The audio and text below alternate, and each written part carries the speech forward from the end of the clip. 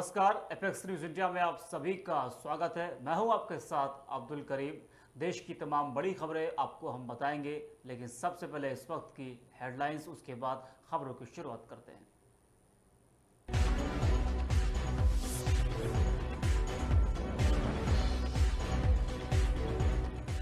पुरानी संसद में बोले पीएम मोदी, इसे विदेशी शासकों ने बनाया था, लेकिन इसमें पैसा, परिश्रम और पसीना भारतीयों का लगा।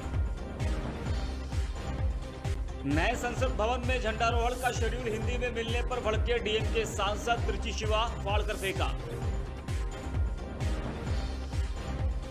विदेश मंत्री जयशंकर ने चीन को लिया आड़े हाथों, कहा पश्चिमी देश बुरे हैं, इस मानसिकता से बाहर निकले। अनंतनाग के कोकेरनाग में आतंकियों के खिलाफ जारी ऑपरेशन का आज छठा दिन। सुरक्षा बलों ने एक आतंकवादी का शव किया बरामद, दूसरे आतंकियों के शव की तलाश जारी। इसरो ने सोशल मीडिया पर आदित्य L1 मिशन से जुड़ी अहम जानकारी की साझा। आदित्य L1 ने वैज्ञानिक आंकड़े एकत्र करना किया शुरू।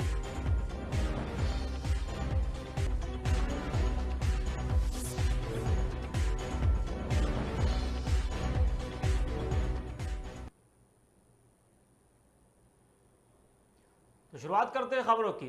केंद्र सरकार द्वारा बुलाए गए संसद के 5 दिवसीय विशेष सत्र का आगाज आज पीएम मोदी के संबोधन के साथ हुआ। संबोधन के बाद पीएम मोदी ने लोकसभा में चर्चा की शुरुआत की। उन्होंने कहा कि देश के लिए आगे बढ़ने का समय है। हम भले ही नए संसद भवन में जाएंगे, लेकिन पुराना संसद भवन भी लोगों को याद रहना चाहिए। तो पीएम मोदी ने अपने भाषण में कहा कि हम जरूर नए संसद भवन में जाएंगे, लेकिन जो पुराना संसद भवन है उसको भी लोगों को याद रखना चाहिए। पीएम मोदी का भाषण आपने आज जो सुना, जिस तरीके से पीएम मोदी ने पुराने संसद भवन में संबोधित किया विशेष सत्र के पहले दिन, तो आज का जो पहला दिन था और पीएम मोदी का जो भाषण था, पीएम मोदी ने अपने भाषण में, अपने संबोधन में कई मुद्दों को लेकर चर्चा की, खासकर पत्रकारों को लेकर बात की और शफीकुर रहमान बर्क का नाम लिया पीएम मोदी ने, और वो पुराने संसद भवन का जिक्र करते हुए भावुक हो गए। उन्होंने कहा कि हम भले ही नए भवन में जरूर जा रहे हैं, लेकिन जो ये पुराना संसद भवन है, इससे तमाम यादें जुड़ी हैं। कई मुद्दों पर यहाँ चर्चा हुई है, कई बिल यहाँ पारित हुए हैं। तमाम बातें जो है पीएम मोदी ने आज संसद के विशेष सत्र के दौरान कही। 22 सितंबर तक संसद का ये विशेष सत्र चलना है। और आपको याद होगा कि जब इस सत्र का ऐलान हुआ था कि विशेष सत्र बुलाया जाएगा, तो उस वक्त विपक्ष ने काफी ज्यादा हंगामा खड़ा किया था। लेकिन आज गहमागहमी के बीच में आपने देखा कि किस तरीके से जो गहमागहमी हुई थी, उसके बाद आज सत्र की शुरुआत होगी। पीएम ने कहा कि हम सभी इस ऐतिहासिक इमारत को अलविदा कह रहे हैं। आजादी से पहले यह सदन इंपीरियल लेजिस्लेटिव काउंसिल की जगह थी। आजादी के बाद इसे संसद भवन की पहचान मिली। पीएम ने कहा कि पूरी दुनिया आज भारत में अपना मित्र ढूंढ रही है। सबका साथ सबका विकास का मंत्र सबको जोड़ रहा है।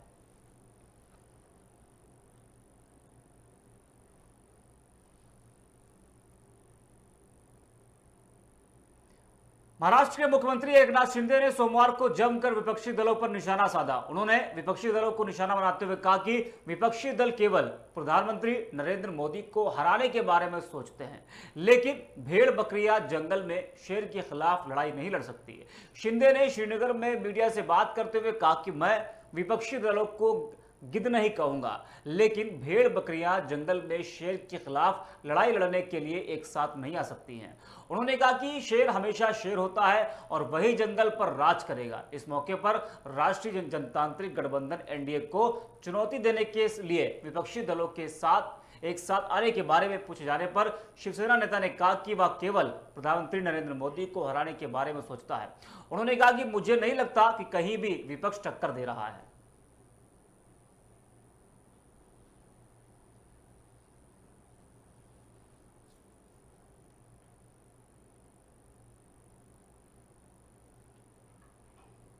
दक्षिण कश्मीर के अनंतनाग जिले के कोकेरनाग में पाकिस्तान समर्थित आतंकवादियों और सुरक्षा बलों के बीच 100 घंटे से अधिक समय तक चली भीषण मुठभेड़ के बाद तलाशी अभियान जारी है। जिस पहाड़ी जंगली इलाके में मुठभेड़ चल रही है, वहां से सुरक्षा बलों ने एक जला हुआ शव बरामद किया है, लेकिन अभी तक जले हुए शव की पहचान नहीं हो पाई है। आतंकवादियों को खदेड़ने के अभियान को 5 दिन पूरे हो चुके हैं। यह अभियान बुधवार से अनंतनाग के गडोले जंगल क्षेत्र में चल रहा है। बता दें, यह ऑपरेशन तब शुरू हुआ था जब 19 राष्ट्रीय राइफल्स के commanding officer colonel Manpreet Singh, major Ashish Dhonchak और जम्मू कश्मीर पुलिस के उपाधीक्षक हुमायूं भट्ट ने ऑपरेशन में अपनी जान गंवा दी थी। बता दें कि भारी हथियारों से लैस आतंकवादी, जिनकी संख्या से 2-3 मानी जा रही थी, घने जंगल में छिपे हुए हैं। अधिकारियों की माने तो जंगल क्षेत्र में हुई कई गुफा जैसे ठिकाने थे और उन पर हमले करने के लिए उनके स्थानों को इंगित करने के लिए ड्रोन का इस्तेमाल किया जा रहा है। ड्रोन फुटेज में एक आतंकवादी को सुरक्षा बलों द्वारा शुक्रवार को दागे गए गोले की चपेट में आने के बाद छिपने के लिए भागते हुए दिखाया गया था। अधिकारियों ने कहा कि एहतियात के तौर पर पड़ोसी पोस्ट क्रेरी इलाके में सुरक्षा घेरा बढ़ा दिया गया है, ताकि यह सुनिश्चित किया जा सके कि आतंकवादी नागरिक बस्तियों में न घुस पाए।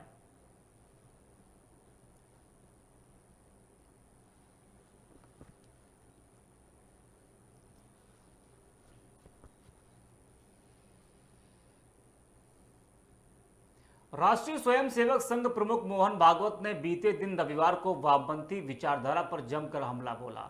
भागवत ने कहा कि स्कूलों में छोटे बच्चों से प्राइवेट पार्ट्स के नाम पूछना वामपंथी इकोसिस्टम का हमला है। ऐसे विचारधारा के लोगों को लगता है कि वे ताकतवर हैं, भगवान है। वे खुद को साइंटिस्ट बुलाते हैं, लेकिन ऐसा नहीं है। आपको बता दें कि मोहन भागवत पुणे में एक मराठी किताब में के लॉन्च पर यह बात कही। आरएसएस प्रमुख ने कहा कि वामपंथी लोगों ने दुनिया में सांस्कृतिक मार्क्सवाद शुरू किया है। वो हमारी संस्कृति पर हमला कर रहे हैं। मार्क्सवाद के नाम पर वे गलत आदर्शों और सिद्धांतों का प्रचार कर रहे हैं, जो समाज को नुकसान पहुंचा रही है। ये सिर्फ समाज ही नहीं, हमारे घर और परिवार को भी प्रभावित कर रहे हैं। सामाजिक सदस्य होने के नाते हम सबको इस संकट के प्रति सचेत रहना होगा। मोहन भागवत ने तमिलनाडु के सीएम एमके स्टालिन के बेटे और डीएमके नेता उदयनिधि स्टालिन के सनातन धर्म को लेकर बयान पर पलटवार किया।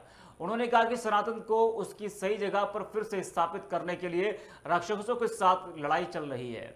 इस लड़ाई में हम सभी को देव संस्कृति की ओर से एक साथ खड़ा होना होगा और दुनिया को अंधकार से बाहर निकालना होगा।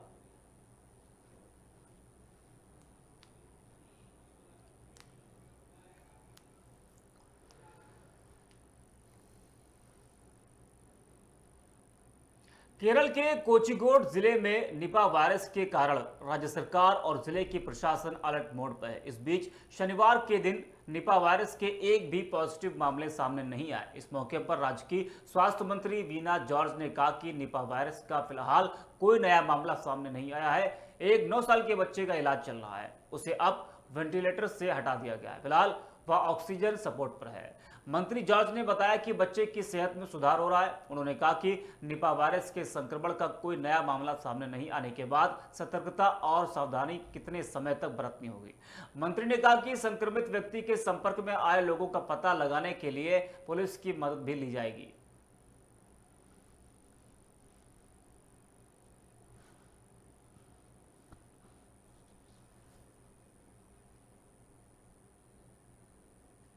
और यहाँ रुकते हैं एक छोटे से ब्रेक के लिए। ब्रेक के बाद जल्द हाजिर होंगे। आप बने रहिए एपेक्स न्यूज इंडिया के साथ।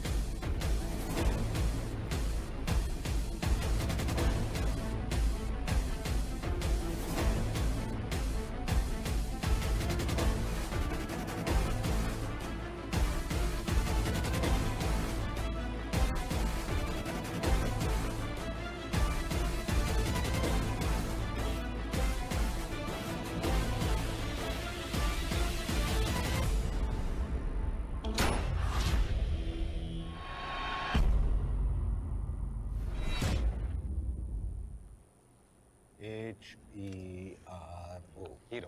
पापा, ये हीरोज कौन होते हैं? हीरोज हर जगह होते हैं, फिल्मों में, फिल्मों के बाहर भी। और ये हीरोज करते क्या है? वो आपके साथ रहते हैं और आपको प्रोटेक्ट करते हैं भाई। फिर तो आप ही मेरे हीरो हुए, क्योंकि आप ही मुझे प्रोटेक्ट करते हो। लेकिन इस घर में एक और हीरो है जो हमेशा आपको सेफ रखता है। वो सिर्फ पर्दे के आगे ही नहीं, दीवारों के पीछे भी हो। गैलेंट एडवांस टीएमटी सरिया, इसकी ताकत बने घर की ढाल और इसकी फ्लेक्सिबिलिटी रखे घर को सॉलिड सालों साल। गैलेंट एडवांस 500D टीएमटी, निर्माण का रियल हीरो। सॉलिड भी, फ्लेक्सिबल भी।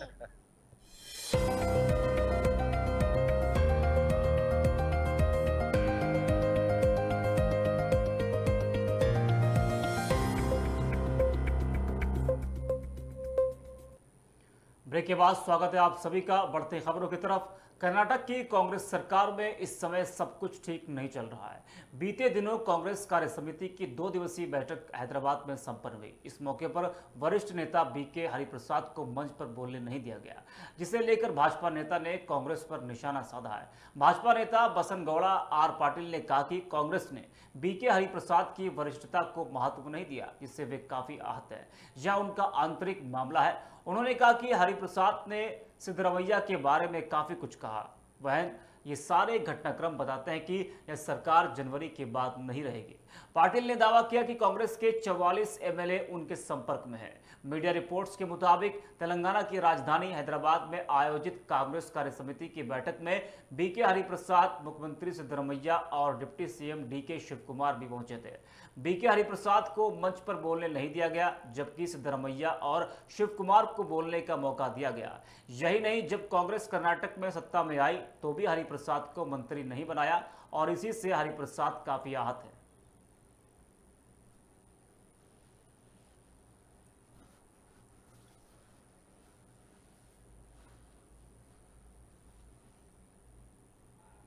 गुजरात में बारिश ने एक बार फिर तबाही मचाई है। प्रदेश के कई हिस्से में हो रही बारिश लोगों के लिए परेशानी का सबब बन गई है। गुजरात में बारिश को देखते हुए अगले 3 दिन के लिए ऑरेंज अलर्ट जारी किया गया है। वहीं गुजरात के भरूच में लगातार हो रही बारिश से नर्मदा नदी उफान पर है। कई लोग निकोरा गांव के निचले इलाके में फंसे हैं। सूचना मिलते ही पहुंची एनडीआरएफ टीम ने अब बचाव अभियान की शुरुआत कर दी है। एनडीआरएफ अब नाव से सभी को किनारे पहुंचा रही है। मौसम विभाग के मुताबिक अगले 3 घंटे के दौरान गुजरात के जूनागढ़, पोरबंदर और गिर सोमनाथ में मध्यम बारिश होने की संभावना जताई है। वहीं मध्य प्रदेश में भारी बारिश के बाद नर्मदा जिले में स्थित सरदार सरोवर बांध के 23 गेट खोले गए हैं। भरूच के निचले इलाके और छोटा उदयपुर के तराई वाले इलाकों में पानी भर गया है। बांध से कुल 19 लाख क्यूसेक पानी छोड़ा गया है। सरदार सरोवर बांध का अधिकतम स्तर 138.68 मीटर है और अभी भी इसका स्तर बढ़ने की आशंका है।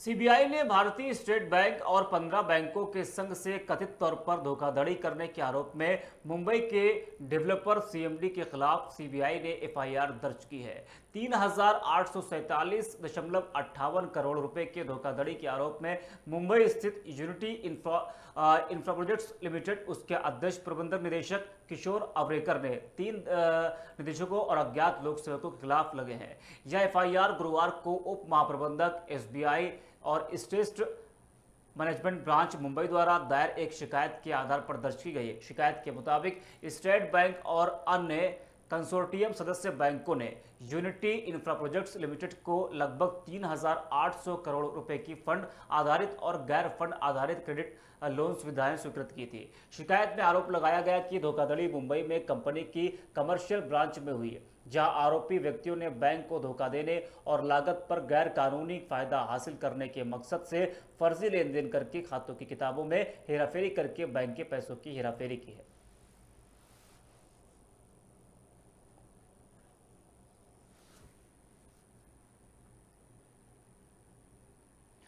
टीम इंडिया ने 8वीं बार एशिया कप का खिताब जीत लिया है। भारतीय टीम ने रविवार को कोलंबो के आर प्रेमदास स्टेडियम में खेले गए फाइनल मुकाबले में श्रीलंका को 10 विकेट से करारी शिकस्त दी। यह मैच खत्म होते वक्त बची हुई गेंदों के लिहाज से भारत की सबसे बड़ी जीत है। भारतीय टीम ने 263 गेंद बाकी रहते ही मैच जीत लिया। इससे पहले टीम इंडिया ने केन्या को 2001 में 231 गेंद रहते हुए हराया था।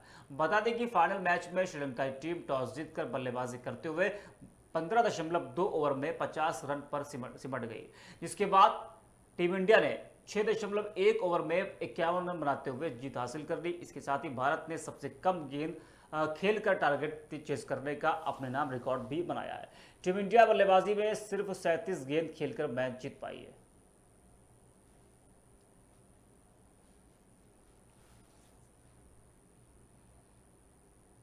कांग्रेस वर्किंग कमेटी की मीटिंग 16 और 17 सितंबर को हैदराबाद में हुई। इस मीटिंग में कांग्रेस के कई नेताओं ने मांग की है कि इंडिया गठबंधन के सहयोगियों के साथ सीट शेयरिंग पर चर्चा विधानसभा चुनावों के बाद की जाए। इन नेताओं को भरोसा है कि पार्टी 5 राज्यों के विधानसभा चुनाव में अच्छा परफॉर्म करेगी, जिससे वे सीट शेयरिंग के दौरान मजबूत स्थिति में रहेंगे। न्यूज एजेंसी पीटीआई ने सूत्रों के हवाले से बताया कि यह मांग करने वाले ज्यादातर नेता उन राज्यों से हैं जहां कांग्रेस का सीधा मुकाबला विपक्षी गठबंधन की दूसरी पार्टियों से है।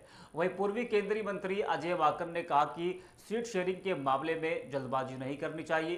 पूर्व केंद्रीय मंत्री अजय माकन, प्रवक्ता अलका लांबा और प्रताप सिंह बाजवा समेत दिल्ली और पंजाब के कुछ नेताओं ने आम आदमी पार्टी के व्यवहार पर नाराजगी जाहिर की है। उन्होंने कहा कि आप नेता पार्टी पर हमला कर रहे हैं और पार्टी नेताओं को नुकसान पहुंचा रहे हैं।